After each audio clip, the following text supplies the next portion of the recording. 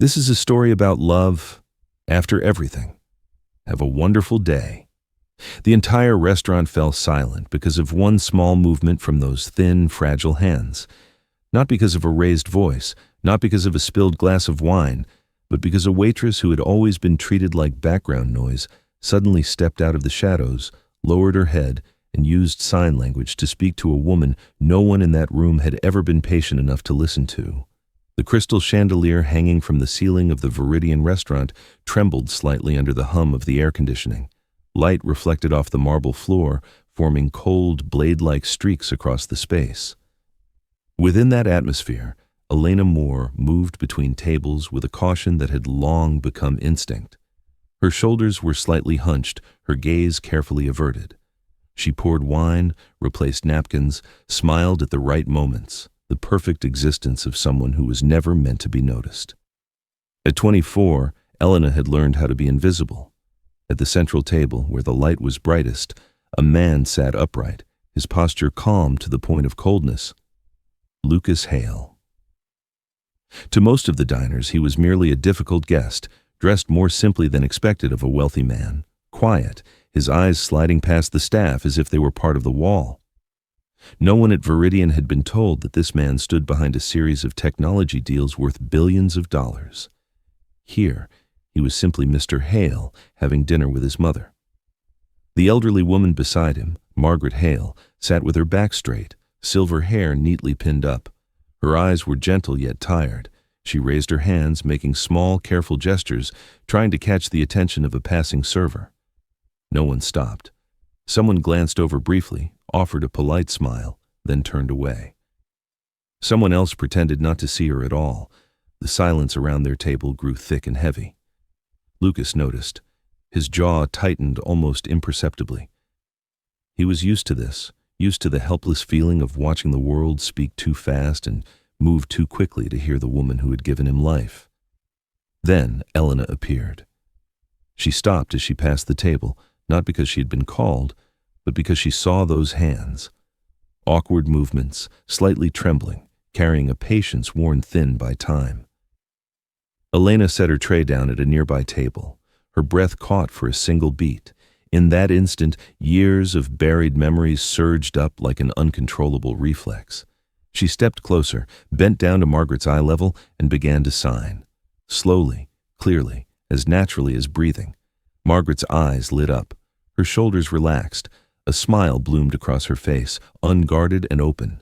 She responded, her hands moving faster now, words spilling out like a stream released after years of being dammed. Around them, the clinking of cutlery against plates faded.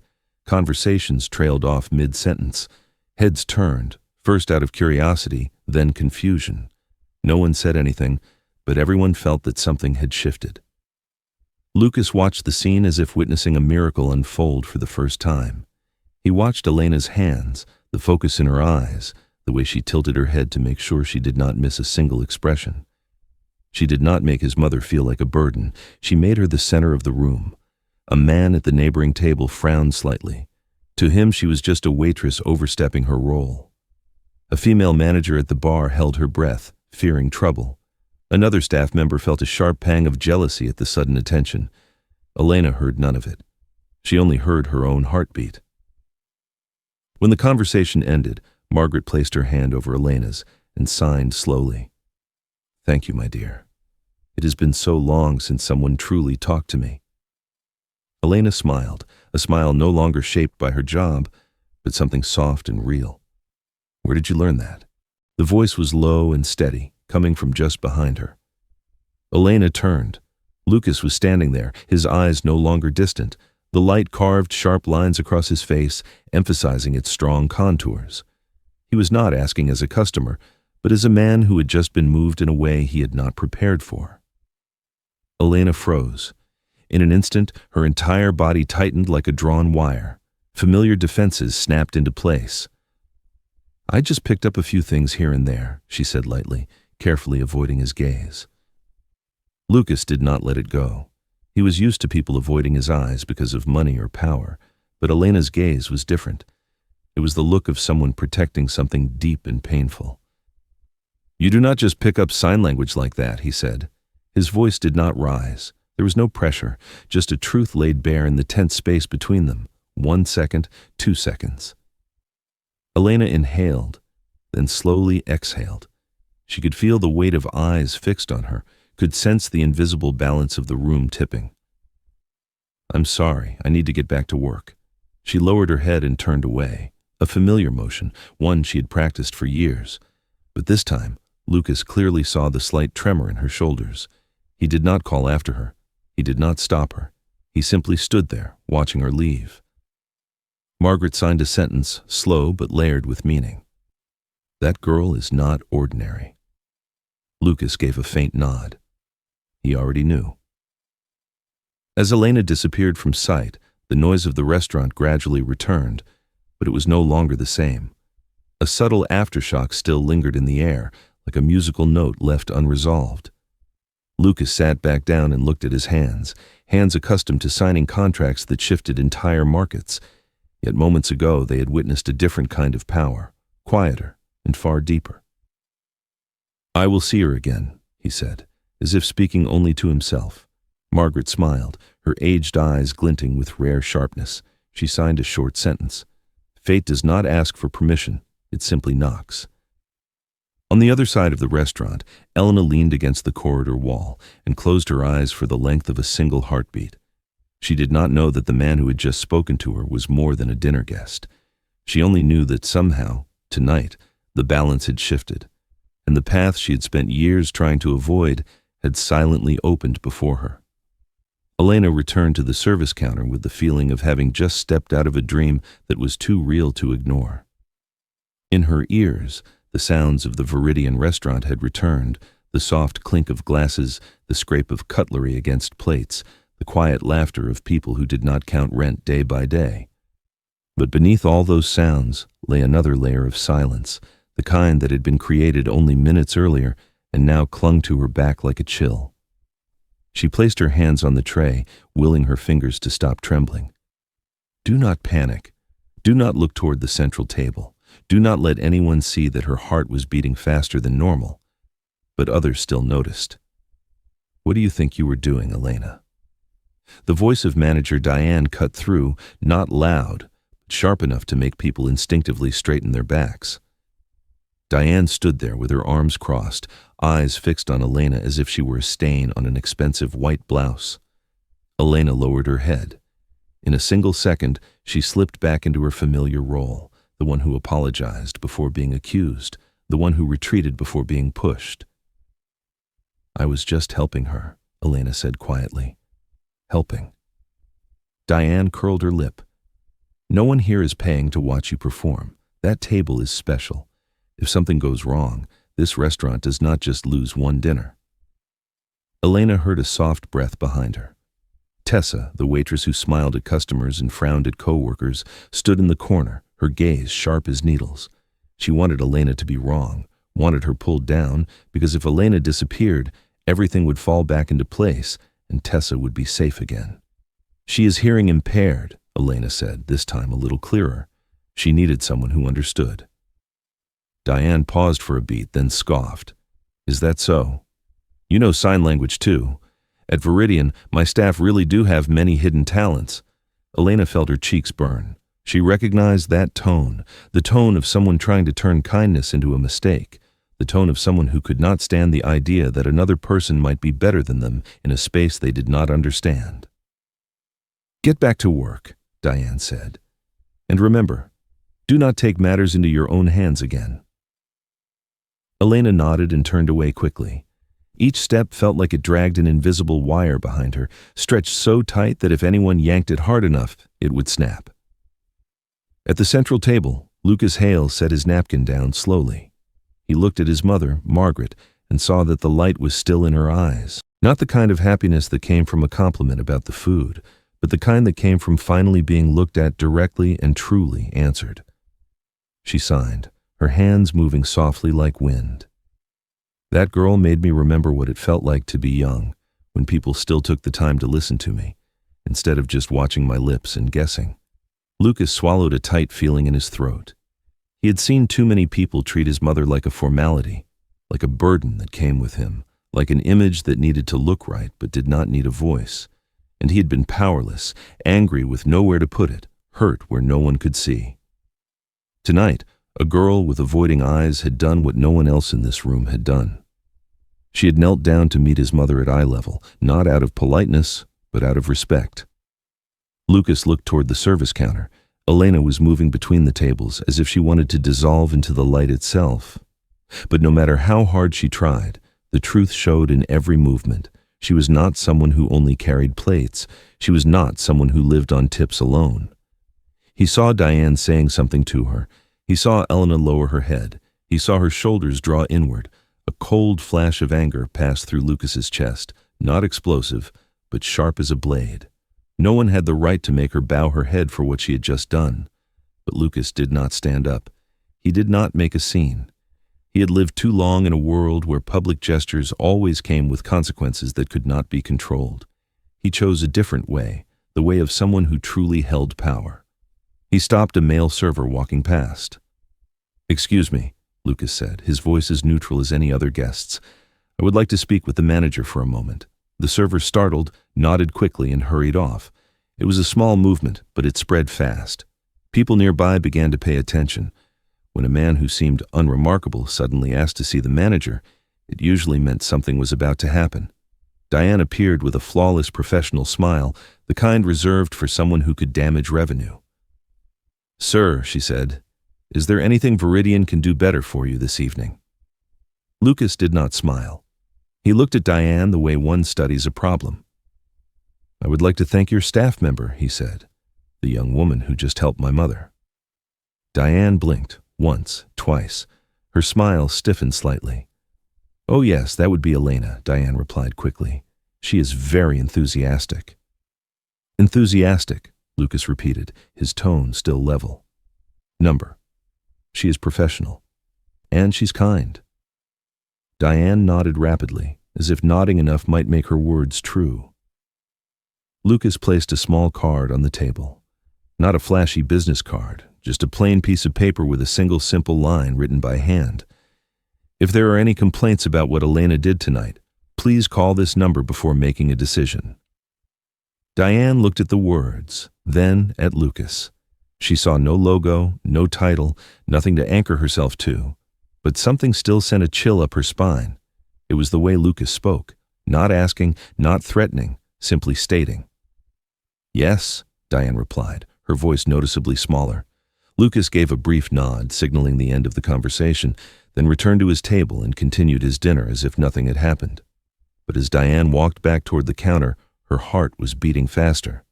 She glanced at Elena, her look a mix of irritation and caution. Tessa stood nearby, lips curled in a faint sneer. No one fully understood what had just taken place, only that the balance had shifted slightly and not in the direction they had expected. Elena knew nothing about that exchange. She only felt the change in the air. Diane no longer looked at her with eyes that wanted to crush her. Diane looked at her the way one looks at something not yet understood, something dangerous, precisely because it could not be predicted. The rest of the shift stretched on like a tightened wire. Elena kept serving, kept smiling, but every time she passed the central table, she felt Lucas's gaze like a warm point on her skin. Not the kind of look that made her feel bought, but the kind that made her feel seen. When dinner finally ended, Lucas stood and helped his mother into her coat. Margaret turned to look for Elena and signed a quick sentence. "I will see you again." Elena only managed a nod. She did not dare sign much in return, afraid of revealing more than she already had. Lucas walked past the counter. He paused for exactly one beat, close enough for Elena to catch the scent of warm wood and faint mint from his coat. He did not look at the tip jar. He did not look at any other staff. He looked only at Elena. "You did well," he said quietly, as if meant only for her. Elena opened her mouth to respond, but her throat was dry. Every answer felt dangerous. Every word seemed tied to a thread she did not want to touch. Lucas seemed to read that guarded hesitation. He did not push. He left her with a single sentence, so light it almost felt like wind. "Tomorrow my mother has an appointment at the community center. She needs an interpreter. I will pay properly." Elena looked at him. For a moment, she did not know whether it was an offer or a trap. Lucas inclined his head politely, like any ordinary guest, then added still softly, but enough to knock Elena's heartbeat off rhythm. "And I think you might need someone standing beside you too, even if only for show." He walked away without waiting for an answer. Elena remained where she was, feeling as if the marble floor beneath her feet had shifted. In the middle of a crowded restaurant, she heard a very different kind of silence, the silence of a door just beginning to open. And on the other side of that door might be justice, might be love, might be both. But one thing was certain. From this moment on, she could no longer return to being invisible. That night, Elena did not sleep. Her small studio was washed in the glow of streetlights filtering through the old window, yellowed and weary, mirroring the city's breath after midnight. Somewhere in the distance, the steady rumble of a passing train echoed, a reminder that the world kept moving forward no matter how chaotic everything felt inside her. She sat on the floor with her back against the bed, arms wrapped around her knees. Lucas's words still hung in the air like a thin but deep scratch. "I think you might need someone standing beside you too, even if only for show." For show. Elena let out a quiet laugh, completely void of humor. For the past 2 years, she had survived on pretending to be fine, pretending she had no past, pretending that carrying plates in an elegant restaurant was a choice, not the last refuge available to her. And yet a man she had known for only one evening had spoken that sentence as if he could see straight through every layer she had wrapped around herself. Elena stood and pulled out the thin rug from beneath the bed. Under it lay an old metal box, its lock scratched, one corner dented from being hidden in haste long ago. She unlocked it. The soft clink of metal echoed through the quiet room, sounding almost like a confession. Inside was another world, university diplomas, professional certificates, thick stacks of printed papers filled with formulas, diagrams, handwritten notes, and on top, a photograph faded by time. Elena and Nathan Cole. In the picture, she was younger, eyes bright and unguarded. Nathan stood beside her, his hand on her shoulder, wearing the confident smile of a man who believed the world was waiting to be conquered. Back then, she had thought it was love, partnership, someone who truly saw her worth. Elena turned the photo face down. The memories came without permission. Long nights in the office, fluorescent lights reflecting off computer screens. Nathan pacing behind her, talking about the future, about a company that would change the entire industry. Elena sat there, typing line after line of code, refining models, believing that every word was a brick in a shared dream. She had given him everything, not just her knowledge, but her trust. Then everything collapsed with terrifying speed. Emails she never sent, decisions she never signed, meetings she was no longer invited to. Until the day lawyers appeared, delivering accusations that were cold and precise, as if she were a thief in the very house she had helped build. Nathan never looked at her when it all came apart. He stood behind the lawyers, eyes averted, voice calm. "There must be a misunderstanding," he said. And when she turned to him, searching for even a single word of defense, he had already turned away. Elena closed the box, her hands trembling slightly. She had thought she had buried the past deep enough, but it had only been sleeping, waiting for the right touch to wake it. Her phone vibrated on the table. A message. From Lucas Hale. She stared at the screen for a long time before opening it. "My mother cannot stop talking about you. She asked if you might be able to help interpret tomorrow.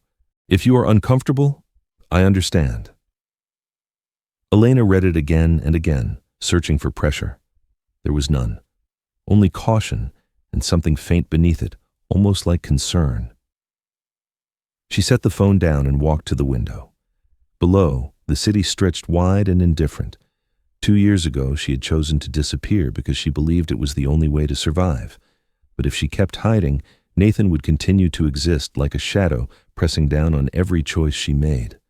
And Lucas was not like Nathan. He did not promise. He did not paint futures. He simply stood there, quietly, and asked a question through action.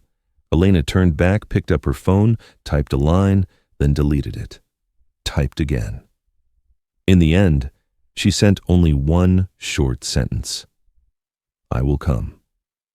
On the other side of the city, Lucas Hale stood by the window of his apartment, the lights of the Seattle skyline reflecting across his face. He had just finished a long business call, one filled with numbers, deals, and calculated advantages. He listened, responded, made decisions. All of it was familiar. But his mind was elsewhere. He was thinking about Elena, about the way she lowered her head as if trying to disappear, about the way her hands moved with quiet confidence when she spoke to his mother. Those two versions of her did not align, and Lucas had learned long ago that what did not align often concealed something far greater beneath the surface. He did not know why he cared. Maybe it was the way his mother had smiled. Maybe it was because he recognized in Elena's eyes a kind of exhaustion he had once seen in his own reflection every morning before he learned how to hide it. Lucas was not in the habit of rescuing people. He was in the habit of controlling outcomes. But this time, he knew he was stepping into a gray space, one where power did not come from titles, but from choosing to stand on the right side. The next morning, Elena stepped out of her apartment wearing her old coat. She looked at herself in the mirror. She was no longer the girl in the photograph with Nathan, but not quite the invisible waitress at Viridian either, a version suspended in between, uncertain of who she was becoming. The community center for the hearing impaired sat in a quiet neighborhood. When Elena entered, Margaret was already there, her face lighting up at the sight of her. She took Elena's hands and signed quickly, full of excitement. "You came. I knew you would come." Lucas stood nearby with his arms crossed, watching. When their eyes met, neither of them spoke. But in that moment, a quiet understanding formed. Not a promise, not love, just a fragile thread, strong enough that neither of them was standing alone anymore. Elena began to interpret. She listened. She spoke. She connected people who had long been pushed to the margins. As Lucas watched her work, he realized something that made it hard to breathe. Elena was not just skilled. She belonged here. She belonged to the very world she had been forced out of. When the meeting ended, Margaret signed slowly, her eyes deep and serious. This girl should not hide. Lucas answered with the slightest nod. Elena gathered the papers and turned back toward Lucas. She meant to say thank you, but before she could speak, he did. His voice was low but steady. "I know you are running from something. I do not need you to tell me today. But if one day you decide to face it, I want you to know you do not have to do it alone." Elena looked at him for a long moment. In her eyes were fear and doubt, but also something else, something newly awakened.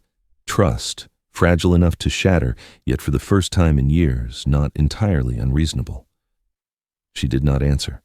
She only nodded softly. And somewhere deep in her chest, Elena knew that the past she had buried was beginning to find its way back. But this time, she would not be walking into the darkness alone. The afternoon moved more slowly than usual, as if the city itself were hesitating alongside Elena. She left the community center as the sun began to tilt, thin golden light clinging to the stone steps and the bare branches of the trees. The cold slipped through her collar. Elena pulled her scarf higher and quickened her pace, but in her mind, the rhythm was still caught in the room she had just left. There, hands had moved, eyes had met without avoidance, stories had been reconnected after years of being cut off. There, she had not been someone running away. She did not realize Lucas was walking behind her until he said her name, his voice low, just enough to keep her from startling. "Elena." She stopped and turned. The distance between them was neither close nor far, like an invisible line they both chose to respect. Lucas stood with his hands in his coat pockets, the wind lightly tousling his hair. His gaze did not probe, it did not press, it simply waited. "Thank you," he said. "For today." Elena nodded. She meant to say it was just what needed to be done, but the words caught in her throat. She remembered Margaret's eyes when she was understood. She remembered the feeling of being a bridge instead of an obstacle. "She is wonderful," Elena said instead. "She has a sense of humor." Lucas smiled, very slightly. It was not the practiced smile Elena often saw on people with power. It softened his face, as if he allowed another part of himself to surface. "You are one of the few who notices that," he said. The wind picked up. A dry leaf skittered past their feet. Neither of them rushed to fill the silence. In that pause, Elena felt an unexpected sense of safety, not because Lucas was there, but because he did not try to fill the quiet. Lucas spoke again, as if offering a belated introduction. "Lucas, I think it is time I told you my name." Elena paused. She had avoided asking, avoided knowing, avoided adding another thread that might tie her back to a world she had tried to leave. But his name fell into the air calmly, without titles, without weight. "Elena," she replied, almost by reflex, then realized she was repeating the obvious, and smiled faintly. They walked side by side toward the parking lot. Streetlights flickered on one by one, round pools of yellow light spilling onto the damp pavement. Lucas did not ask about her past. He did not ask why she knew sign language. He did not ask why she worked as a server, yet every unasked question lingered, clearer than words. "Tomorrow," Lucas said carefully, "my mother has another meeting. She would really like you to come. I do not want to put you in an uncomfortable position. If you are not comfortable—" "I will come," Elena interrupted, faster than she had intended. They both fell silent. Elena realized her heart was racing, not because of the offer, but because of her own decision. She had said yes without explaining herself. Lucas looked at her, a flicker of surprise crossing his face before softening. He nodded, as if acknowledging an important choice. "Then I will pick you up," he said, "if you allow me." Elena hesitated. Old memories surfaced, evenings when Nathan had picked her up with promises and flawless smiles. She inhaled, exhaled, feeling the ground beneath her feet. "All right," she said, "but just a ride." Lucas smiled. "Just a ride." When he left, Elena remained standing alone. She watched his car disappear, then turned toward the road leading back to her apartment. Her steps felt lighter, not because of the wind, but because something inside her was shifting. That evening at Viridian was busier than usual. Elena returned in her black apron, wearing her professional smile. But the looks around her had changed. Tessa watched her longer. Diane observed more closely. There was something in their cautious attention that told Elena the balance had shifted again, even if she did not yet know why. She worked as usual until Diane called her into the back room. "Elena," Diane said, her voice no longer as sharp as the night before. "The guest from the central table last night left an official compliment. Very rare." Elena did not respond right away. She could hear her own heartbeat. "We appreciate professionalism," Diane continued, as if trying on a new role. "But I need you to remember boundaries." Elena lifted her head. Her gaze was not defiant, only steady. "I always respect boundaries," she said, "between respect and neglect." Diane paused just for a brief moment, then nodded, as if realizing something too late. Elena stepped out, feeling as though she had just laid down a small brick for herself. Night fell. The shift ended. Elena changed clothes and exited through the back door. The cold air wrapped around her. She unlocked her phone. A new message. "I did not want to put you in an uncomfortable position at the restaurant, but there is something you should know." It was from Lucas. "Elena, my company is currently reviewing a potential new partner. His name is Nathan Cole." The world stopped. Elena stood frozen in the parking lot, the fluorescent light above her flickering slightly. That name was not just a memory. It was a scar. It was countless sleepless nights. It was the reason she chose to disappear. Another message arrived immediately after. "I've not signed anything. I'm telling you because I believe you have the right to know, and because I do not want to stand on the wrong side." Elena read each word slowly. She felt cold, then hot, then hollow. So many questions surged at once. So many paths appeared, all of them dangerous. She closed her eyes and leaned back against the brick wall. In her mind, two images overlapped. Nathan with his polished smile, Lucas with his waiting eyes asking nothing. She typed, deleted, then typed again. "I need time." The reply came quickly. "I am here whenever you are ready."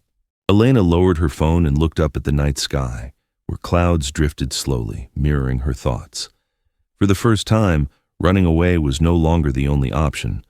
But facing the truth was not something she could do alone either. She understood that somehow Lucas had stepped directly into the path she had spent years trying to avoid, not with grand gestures, not with force, but with a quiet decision to tell the truth and let her choose. Elena took a deep breath. Her breathing trembled, but it did not break. If this was fate, it did not arrive with thunder. It arrived as a calm message on a cold night, giving her back the right to choose, a right she had lost long ago. And in that moment, Elena knew that whatever the next step would be, whether pretense or sincerity, it would change the direction of everything that followed. Elena spent nearly the entire night coming to terms with the fact that she could not pretend she had never read that message. The name Nathan Cole did not merely surface in memory, it echoed through every corner of the room, bounced off the thin walls, crept along the ceiling, and waited in every breath she had yet to release. She lay on her side, staring at the darkened ceiling where the streetlight cast a faint streak like a shallow cut. Within that strip of light, the past lined up and returned one by one.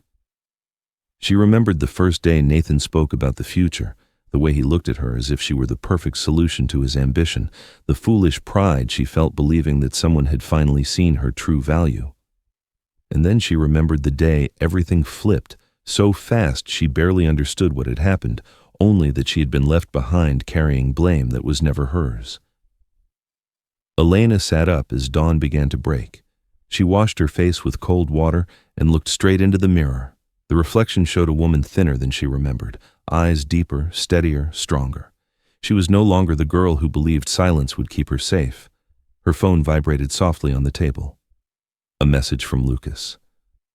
I know this news is not easy. I do not need an answer right now. But there is something I want to be clear about before things go any further. Elena read on, her finger hovering over the screen. I have not signed any agreement, and I will not sign one if there is even the slightest doubt that it is built on harm to someone else. She inhaled deeply. In her chest, a feeling both warm and frightening rose at the same time. Nathan had once spoken words that sounded just as right, but Lucas had not said them at a party, not in front of others. He had said them privately, in a moment no one witnessed, where words carried no performance value. Elena typed back, I do not know what you expect me to say. It took a few minutes before the reply came. I expect you to tell the truth when you are ready, and I want you to know that wherever that truth leads us, I will not turn away. Elena closed her eyes. In her mind, two paths appeared. One was familiar, where she withdrew and disappeared, allowing Nathan to continue living in the world she had helped build for him. The other was unclear, full of risk, but for the first time, not entirely solitary. She typed a sentence, deleted it, then typed again. We need to talk. They met that afternoon at a small cafe near the water, a place where no one cared who you were, only whether the coffee was hot enough. Elena arrived early and chose a table by the window, where she could look outside if she needed to steady herself. Lucas arrived exactly on time, neither rushed nor late. He was dressed simply, without the urgency of someone who led a corporation. When he saw Elena, his expression softened, as if he had come prepared to listen, not to argue. They sat down, 2 cups of coffee steaming lightly between them. Elena spoke first. I do not want you to think I am trying to sabotage your work, she said, her voice low but steady. If you are considering partnering with Nathan, that is your right. I only need you to know one thing. He did not build that alone. Lucas did not interrupt. He did not ask questions. He only nodded once, gently, signaling that she could continue. Elena went on. She told him, not in perfect order, not with polished words. She spoke of sleepless nights, of models rewritten dozens of times, of meetings where her name slowly disappeared from the documents. She spoke of the day she was accused of standing in a conference room under the gaze of people who had once called her a teammate. Lucas listened. His face did not change, but the hand resting on the table tightened slightly. When I realized what was happening, Elena said, her voice lowering, it was already too late. He had finished building the story. And I chose to disappear. She lifted her gaze to Lucas for the first time during the conversation. I did not come here to ask you to protect me. I just do not want you to be the next person who believes him." Silence settled between them, not heavy but unmistakable. Lucas drew a slow breath. When he spoke, his voice was lower than usual. "Do you have proof?" Elena nodded. She reached into her bag, took out a small USB drive, and placed it on the table. Her hand did not shake. "Not everything, but enough for you to start asking questions." Lucas looked at the USB as if it were the final piece of a picture slowly coming into focus. He did not touch it right away. "Do you know what this means?" he said. "If what you are saying is true, this is not just a deal being canceled. It is a confrontation." "I know," Elena replied. "I have been living with that for 2 years." Lucas studied her for a long moment. In his eyes, Elena saw no pity and no cold calculation. She saw a decision taking shape. "I am not on his side," Lucas said, each word deliberate, "and I'm not standing aside. If we do this, we see it through to the end." "We," Elena repeated, her heart skipping slightly. Lucas nodded. "I do not believe in pushing someone to the front lines while I stay behind and watch. If the truth needs to be spoken, I will stand beside you when it is spoken." Elena lowered her head, took a deep breath, then let out a quiet laugh. Not happy, not sad, just the reflex of emotions exceeding their limit. "You know this is going to turn everything upside down," she said. "You do not owe me anything." "Maybe," Lucas replied, "but I owe myself one thing. I do not want to build anything on a foundation of forced silence." They looked at each other. In that moment, amid risks and consequences, an invisible thread was tied. Not a romantic promise, not a business agreement, but a shared choice to step into uncertainty together. When they stood to leave the cafe, Elena felt the cold wind brush past her, but this time it did not make her shrink. Lucas slowed his pace to walk beside her. He did not take her hand. He did not touch her. But the distance between them was close enough for her to know that if she stumbled, he would be there. "There is one more thing," Lucas said as they stopped at the fork in the road. "Nathan has asked to speed things up. He wants to meet me soon." Elena nodded. "He is afraid." Lucas looked at her, his gaze sharpening, but not turning cold. "Then we do not run anymore." Elena looked ahead at the road, where streetlights stretched into an uneven ribbon of light. She did not know what she would lose in the days to come, but for the first time, she knew she was no longer standing alone before the darkness. And somewhere deep within, another feeling began to take root. Not a blazing love, but something more fragile, more dangerous. Trust. That morning, as Elena stepped into the glass building of Hale Dynamics, she felt as if she were moving against the current of time. The main lobby was wide and bright, with high ceilings, sunlight pouring onto pale stone surfaces that made everything look pristine, almost cold. Employees moved in and out with confident strides, leather shoes tapping in steady rhythm against the floor, short conversations passing like lines of code. This was the world she once belonged to, and also the world that had expelled her with the greatest cruelty. Lucas walked beside her, neither faster nor slower. He did not reach out to lead her, did not make any gesture that could be mistaken for possession. Yet his presence, steady and calm, formed a strange pocket of safety amid the unfamiliar crowd. When the elevator doors closed, Elena realized she had been holding her breath. She inhaled slowly, feeling her chest expand. Lucas glanced at the illuminated numbers above the door, then at her, very lightly. "If you want to stop," he said in a low voice, "we stop." Elena shook her head. "No. I just need a minute." The elevator rose. Numbers flicked past each floor like markers of a decision that could not be taken back. Elena closed her eyes for the span of a heartbeat, then opened them. When the doors slid open at the top floor, she stepped out one pace ahead of Lucas, very small, but enough for her to notice. The meeting room Lucas led her into was understated.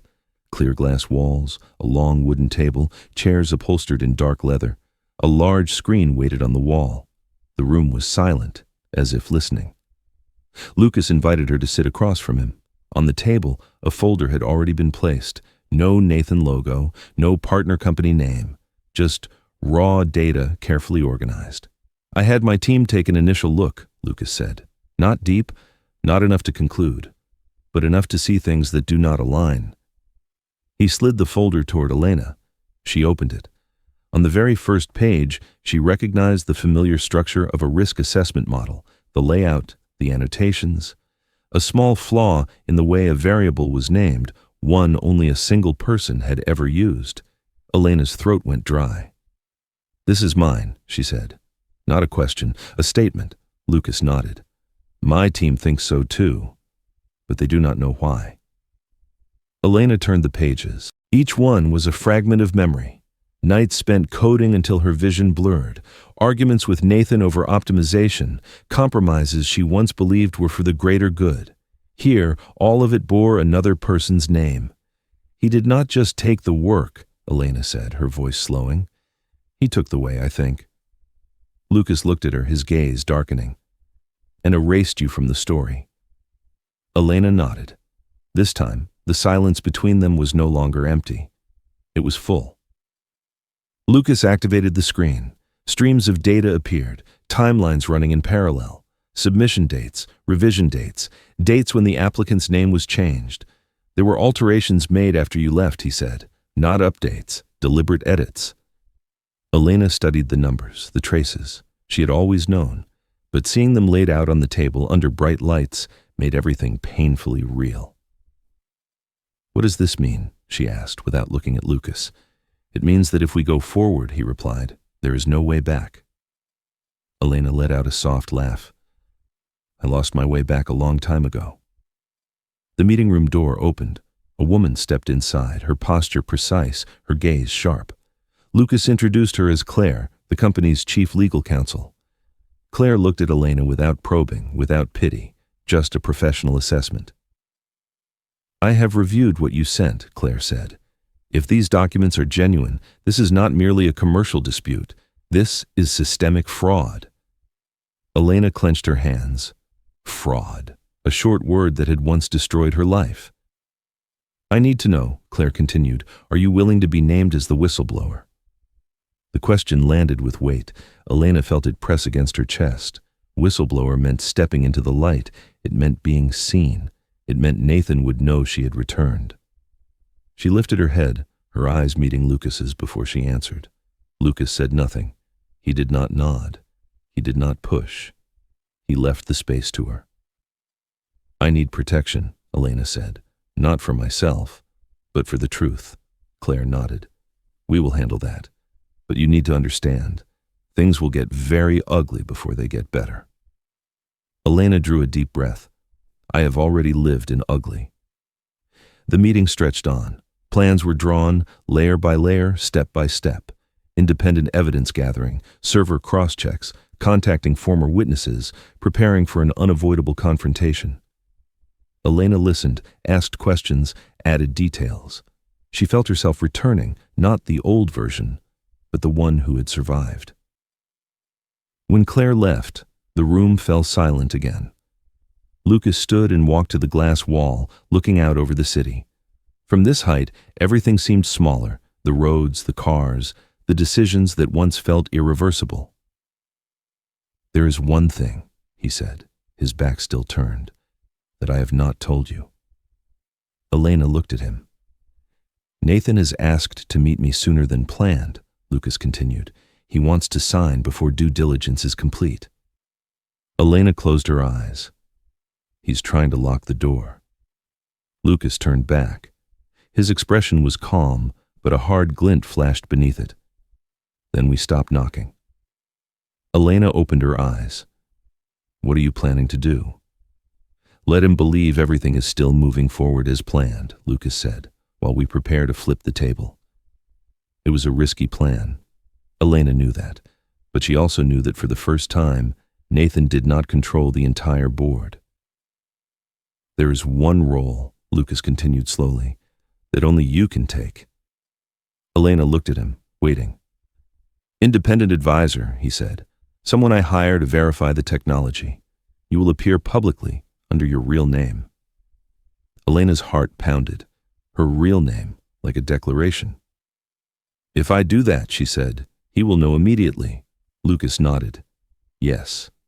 And he will panic. A long silence followed. Elena stood and walked to the glass wall. The city below knew nothing of the battle forming high above. She placed her hand against the cold glass. 2 years ago, she ran. This time, she stood here, with everything laid bare. Elena, Lucas said behind her, his voice low. I cannot promise you will not be hurt. I can only promise you will not face it alone.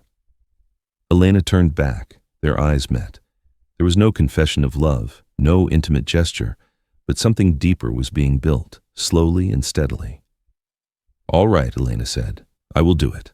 Lucas nodded. In that moment, he was not the most powerful man in the room. He was simply someone who chose to stand on the right side, whatever the cost. As they left the meeting room, Elena felt a faint tremor in her hands. This time, she did not hide it. Lucas walked beside her, his pace even. Two people, two paths once separate, now moving forward together, not out of obligation, but out of a shared decision. And somewhere deep within the tension and fear, another feeling began to grow. Quiet, unhurried, yet strong enough to hold them together when everything ahead began to fall apart. The evening before the meeting with Nathan, the rain fell without pause. Raindrops struck the windows of Elena's apartment, forming a steady rhythm, like a question repeated again and again, one she could not avoid. She stood by the window for a long time, watching the trails of water slide down, overlap, then disappear.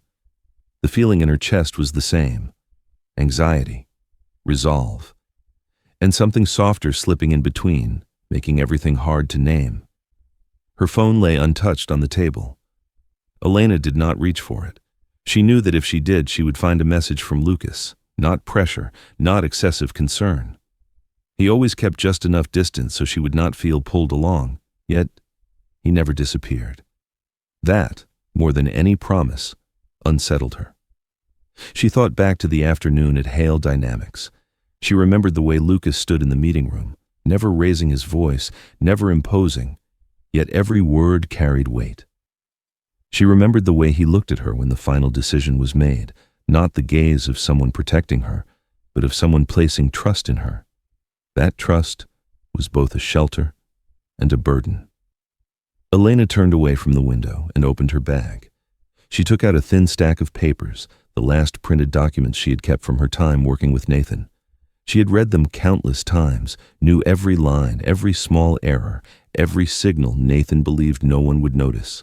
Tomorrow, these pages would no longer be her secret alone. The doorbell rang, very softly, but enough to make her flinch. Elena opened the door. Lucas stood there, his dark coat still damp with rain. The hallway light fell across his face, making him look more tired than usual. Not tired from work, but from thought.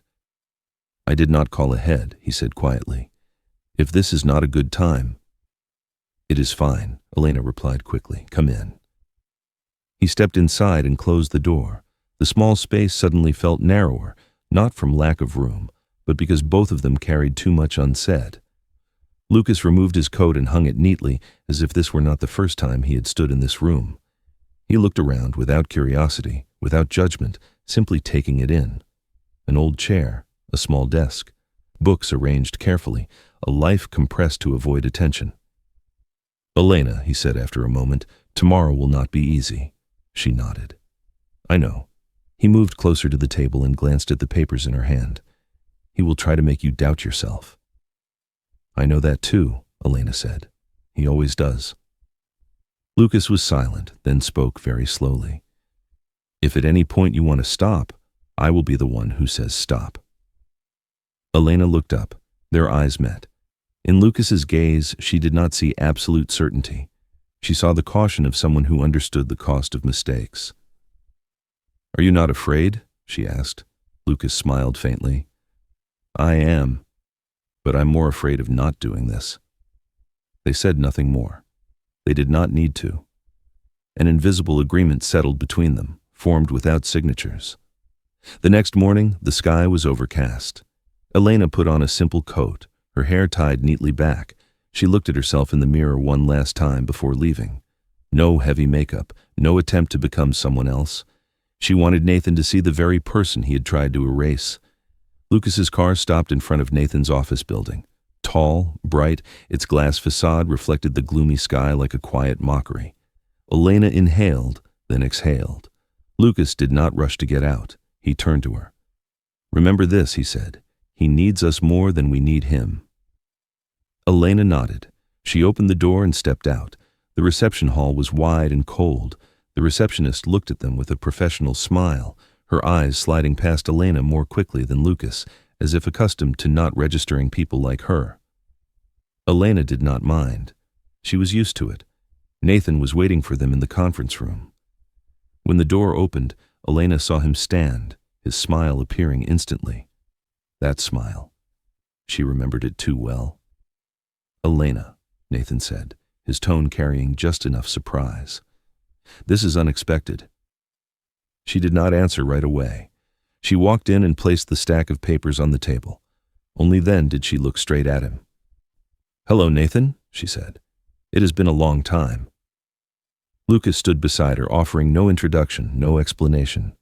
His presence was enough. Nathan glanced at Lucas, then back at Elena. A flicker of uncertainty crossed his eyes, brief but impossible for her to miss.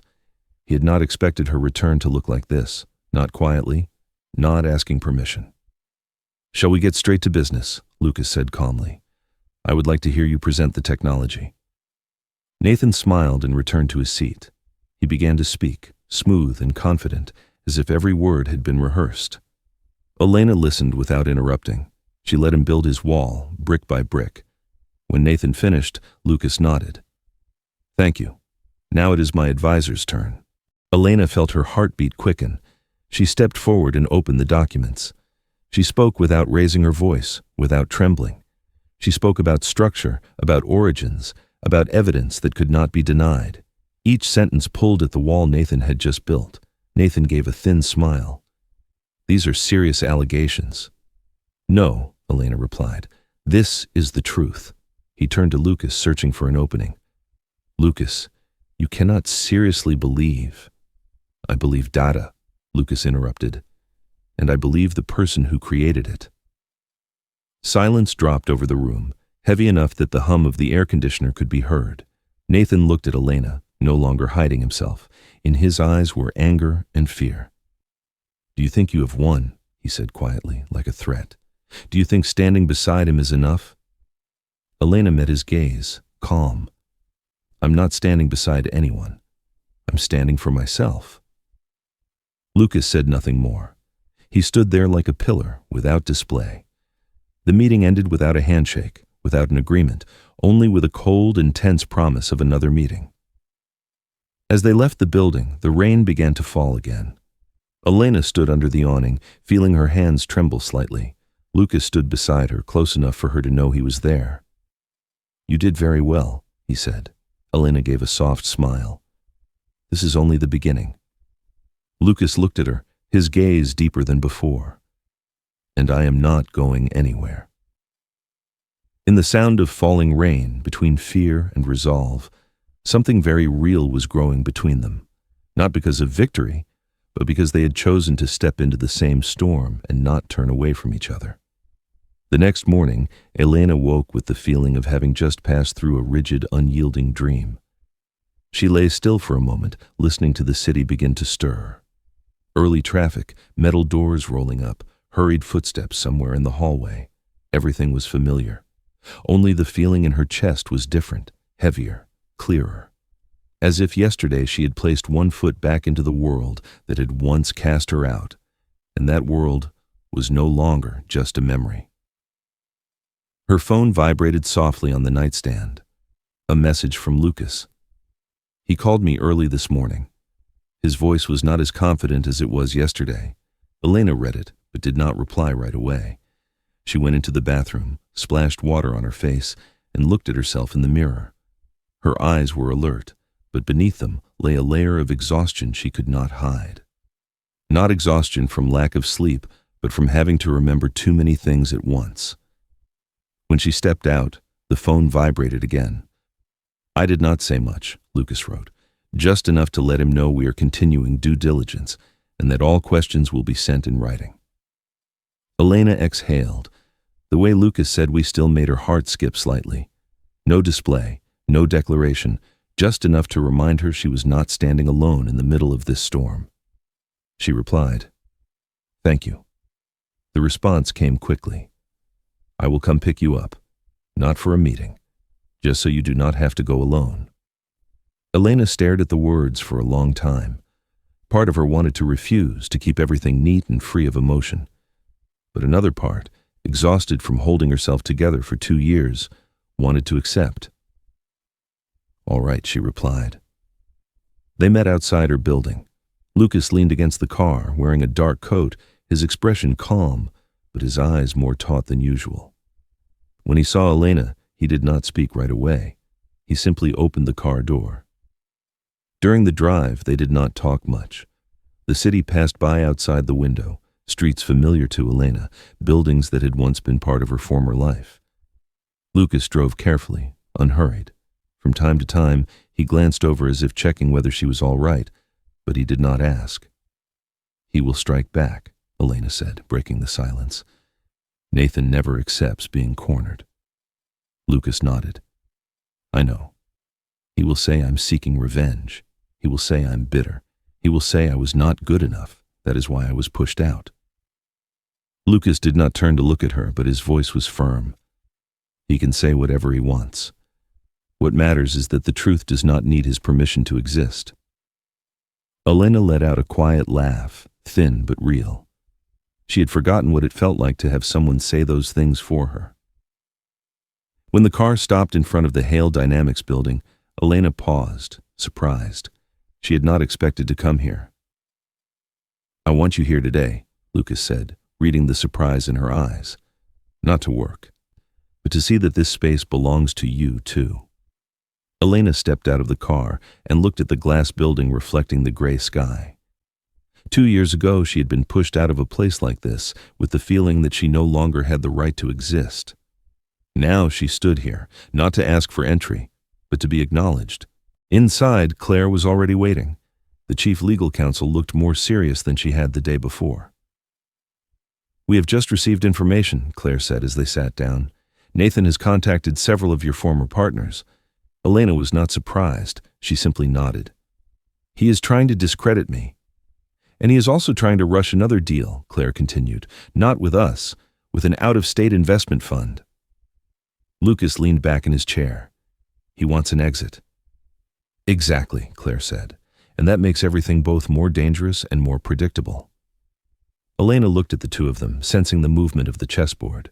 The pieces were being reset, and this time, she was not being shoved into a corner without being asked. "There is something we can do," Elena said after a moment of silence, "but it will require me to step into the open more fully." Lucas looked at her, waiting. Elena continued. "He always controls the narrative by speaking first. If we let him continue, he will paint me as a saboteur. But if I appear publicly, not to accuse, but to talk about the work, about how it was created, he will lose his advantage." Claire thought quickly. "What do you want to do?" "A presentation," Elena said. "Not about the dispute, about the technology, about how it was built. Those who understand will recognize the truth." Lucas looked at her, his eyes carrying both concern and pride. "Are you sure?" Elena took a deep breath. "I am not sure of anything, but I'm tired of being defined by his story." Claire nodded. "We will protect you legally.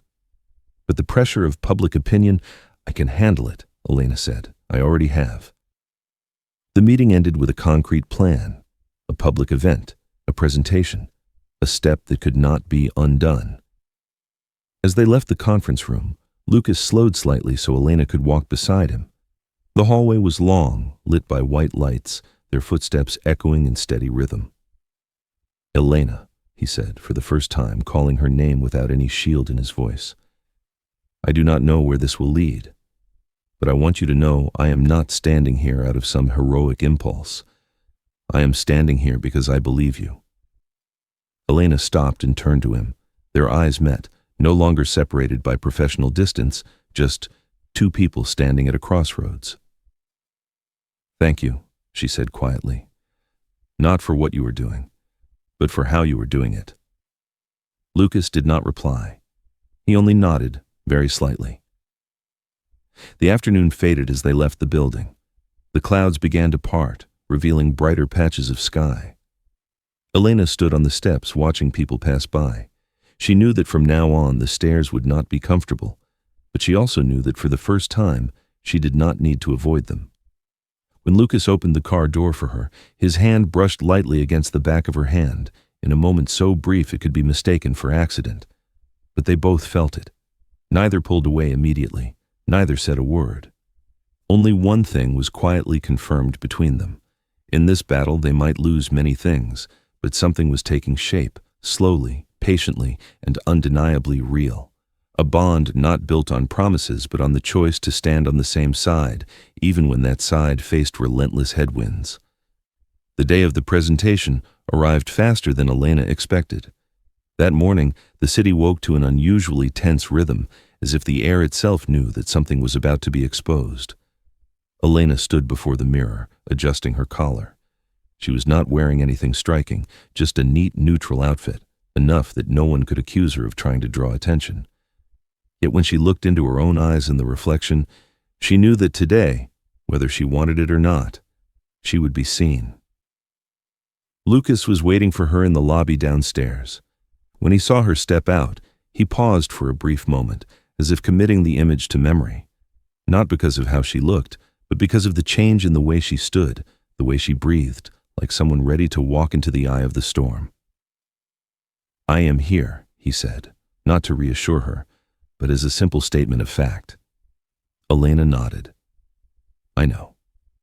On the way to the convention center, Elena's phone vibrated constantly.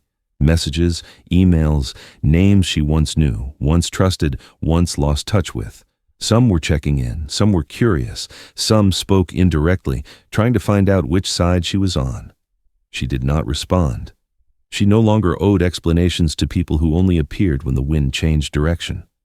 The convention center was more crowded than expected. Reporters clustered together, cameras raised, flashes blinking like unblinking eyes. Elena felt the gazes sweep over her, assessing, categorizing. A woman walking beside Lucas, not the main figure, certainly not who they had expected. Nathan had arrived early.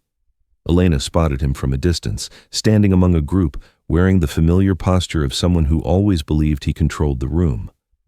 When his eyes met hers, the smile on his lips froze for a fraction of a second, enough for Elena to know that this time he was not fully prepared. Lucas placed a light hand on her back, a brief and discreet gesture, not possessive, just a reminder that he was there. Elena stepped onto the stage when she was introduced. Scattered applause followed, not enthusiastic, but curious. She stood at the podium and looked out, familiar and unfamiliar faces, people who had once made decisions that shaped her life without ever knowing her name. She took a deep breath. "I am not here to talk about a dispute," Elena began, her voice clear and steady. "I am here to talk about the work." She presented without embellishment, without dramatizing.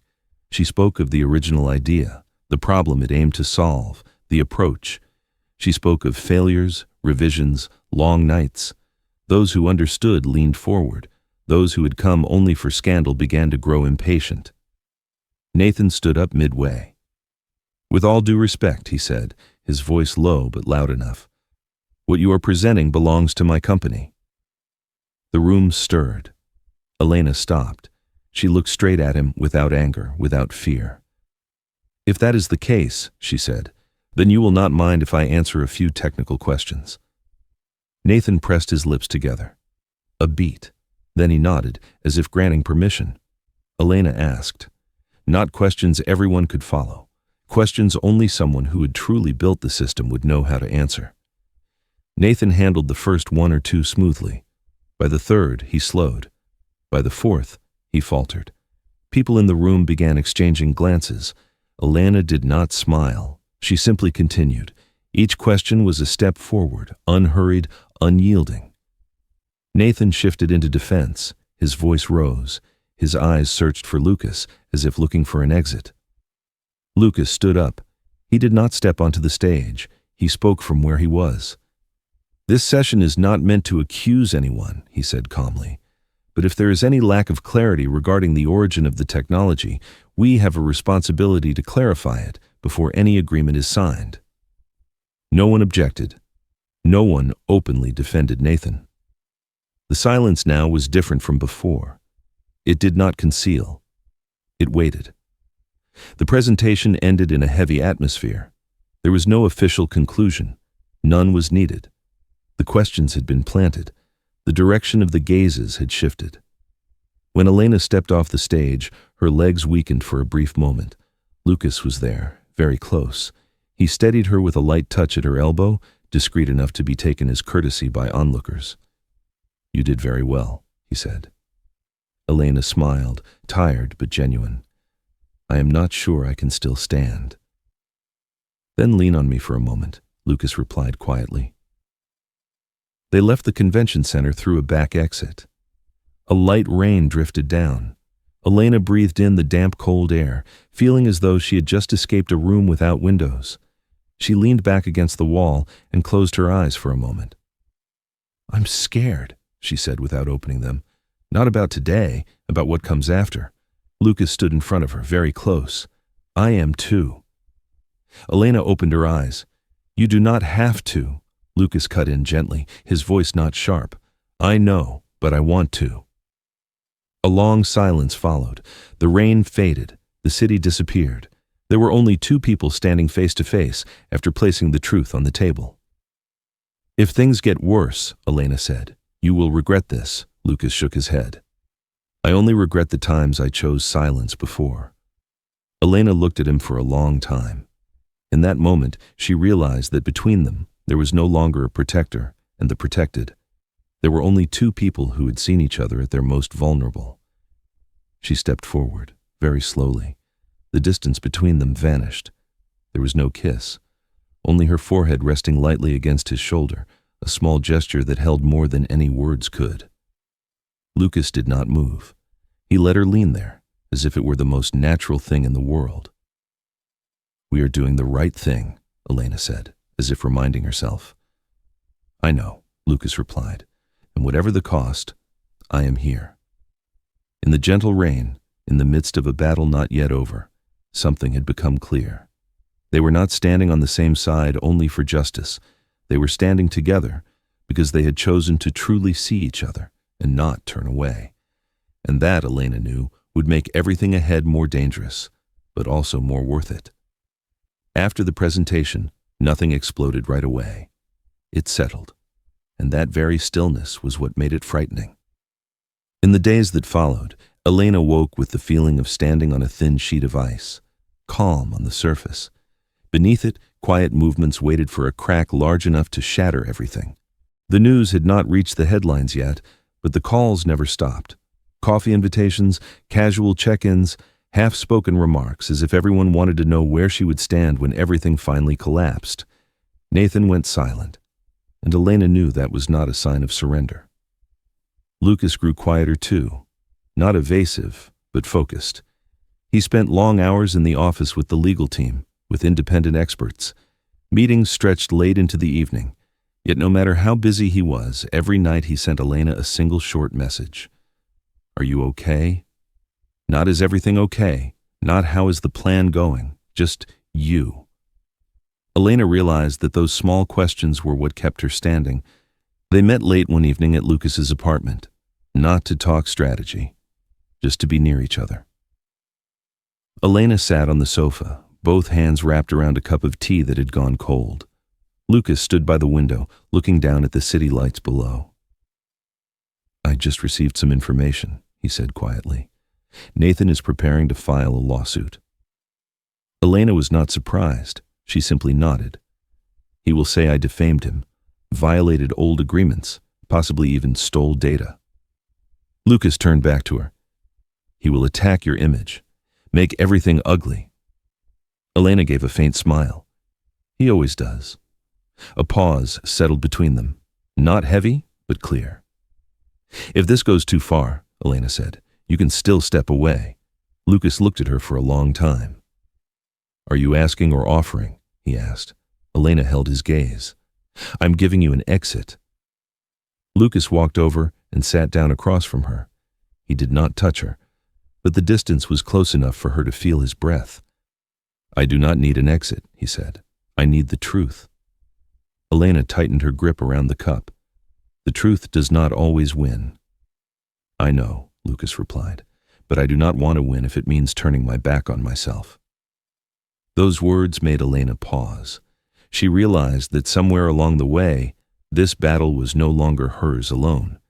It had become part of how Lucas defined who he was. There is one more thing, Lucas continued. If a lawsuit is filed, every relationship in your life will be examined. Your work, your past, even us. Elena looked up. Us, Lucas nodded. They will say you manipulated me, that you used a personal relationship to influence business decisions. Elena let out a short laugh without any joy. How ironic. So, Lucas said slowly, we need to agree on one thing, not to deceive anyone, but to protect the truth. Elena looked at him, her heart beating faster. What do you mean? If we are asked, Lucas said, we do not deny that we are standing on the same side. We do not hide it. We do not over-explain. Elena understood, and that was exactly what frightened her. Not the public reaction, but the emotion beneath it. Lucas, she said quietly, we are in a situation that is very easy to misread. He nodded. I know, and I do not want to use you as a shield. Lucas tilted his head, his gaze softening. You're not using me. I chose to stand there. A long silence followed. Outside the window, the city remained lit. Other people's lives continued, unaware that in this room, two people were facing a decision that could reshape their futures. If we do this, Elena said, there will be nowhere to hide. Lucas gave a faint smile. I am not looking for a place to hide. Elena stood and walked to the window, stopping beside him. They did not touch, but the distance between them was close enough that each could sense the other's breathing. I do not know when it started, Elena said, looking down at the glowing streets. Maybe when you stood up in the meeting room, or when you said you believed me. But I know one thing. I no longer see you as just an ally. Lucas turned to her. In his eyes, Elena saw no surprise, as if he had been waiting for those words. I feel the same, he said. But I do not want to rush this, not in these circumstances. Elena nodded slightly. I know. There was no confession of love, no kiss, only a quiet acknowledgement, enough to change how they both looked at what lay ahead. Lucas's phone vibrated. He checked the screen and exhaled slowly. He has filed the lawsuit, he said. Elena closed her eyes for a beat. When she opened them, her gaze no longer wavered. Then let it begin, she said. The days that followed became a constant stretch of tension, documents moving back and forth, emergency legal meetings, articles beginning to appear, written in a neutral tone that barely concealed curiosity. Elena's name surfaced again in the industry, no longer a whisper, but a central question. There were nights Elena could not sleep, moments when she wanted to return to being invisible, but each time Lucas was there. Not with grand speeches, but by sitting beside her, reading documents, making coffee, reminding her to eat. In that shared endurance, a bond slowly formed, not loud, not explosive, but deep and steady, built on trust during the hardest hours. The night before the first hearing, Elena stood before the mirror, adjusting her hair. She no longer saw the woman who had run 2 years earlier. She saw someone ready to face what came next. Lucas stood behind her, one step away. Tomorrow will be very heavy. Elena nodded. But I am not as afraid as I was before. He looked at her through the mirror, their eyes meeting. Whatever happens tomorrow, Lucas said, there's one thing that does not change. What is that? I am here. Elena smiled, steady and unguarded. She understood that whatever the legal outcome, one truth could no longer be undone. She was no longer alone. The morning of the decisive hearing began with a frightening stillness.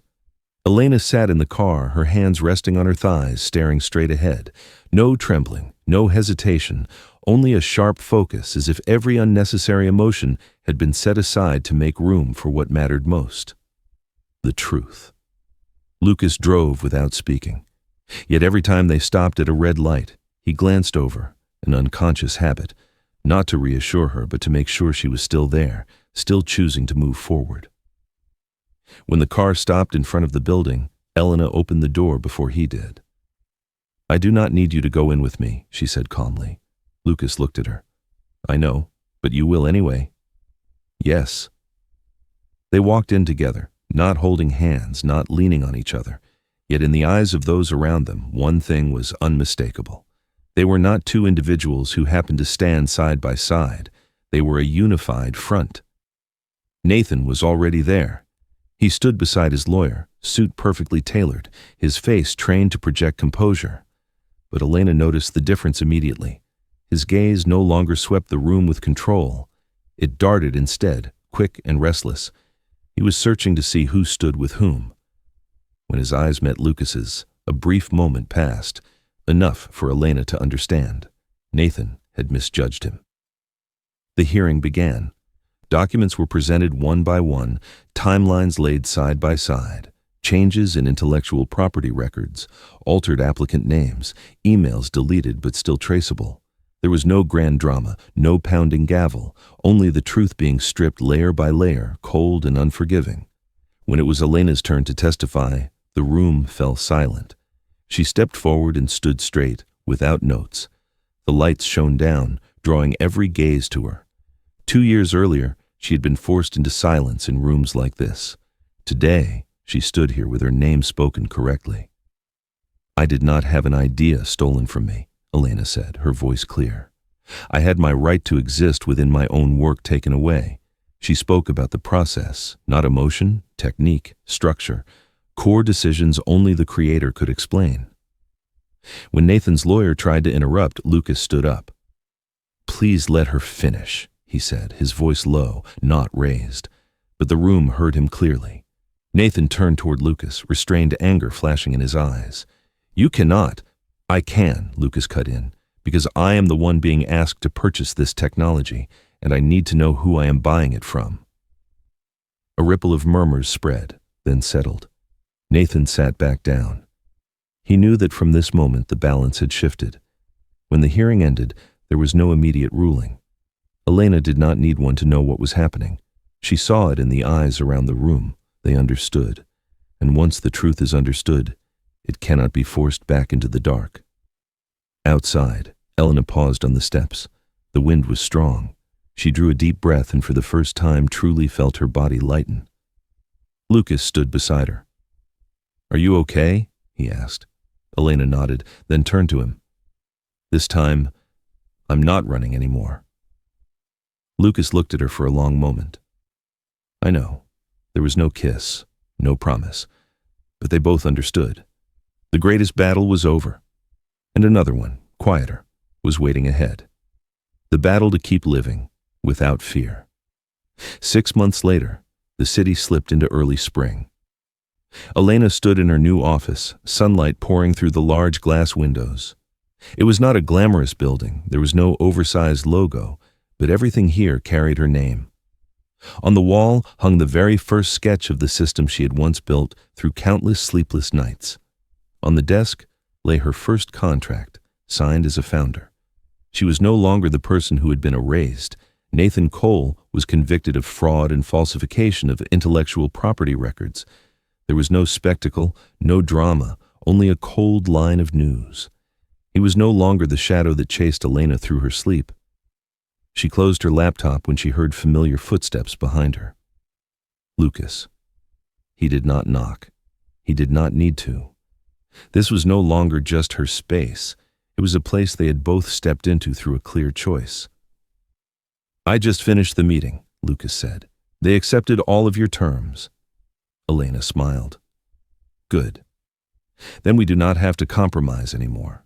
Lucas looked at her, his gaze holding pride and something softer beneath it. "You know, the first day I met you, I thought you were just someone who did not want to be seen." Elena turned to him. "And now?" "Now," Lucas said slowly, I know you are someone who refuses to be defined by anyone. A gentle silence settled between them. No more pressure, no more storm. Elena, Lucas continued, this time without circling around it, I do not want our relationship to stay in a place where we are only standing side by side because of circumstances. Elena met his eyes. Neither do I. I did not save you, Lucas said, and you do not need me to stand on your own. Elena nodded. But I choose you. The words landed clearly, without ambiguity. Lucas stepped closer. I choose you too. Not because of this battle, but because of who you are when you are no longer fighting. This time, nothing stood between them. Elena placed her hand on his chest, feeling the steady rhythm of his heartbeat, not rushed, not explosive, but real. They kissed, not the kiss of a climax, but the kiss of two people who had seen each other in their worst days and still chose to stay. That evening, they stood by the window, watching the city light up. Elena thought about the road she had walked, about the woman who once believed silence was safety, and she understood that what had saved her was not only justice, but the courage to allow herself to trust again. This story does not end with someone being defeated. It ends with one person reclaiming her name and another choosing to stand beside her, not as a savior, but as a companion. If you have followed this story to this point, if you have ever been underestimated, ever had your voice taken away, remember one thing. You do not need to disappear to survive. And real love does not come to shield you from the world. It comes to stand with you when you face it. If this story touched you, leave a comment and share your thoughts. And do not forget to subscribe to our channel to continue walking with stories about love, truth, and people who dare to stand tall when the world asks them to bow.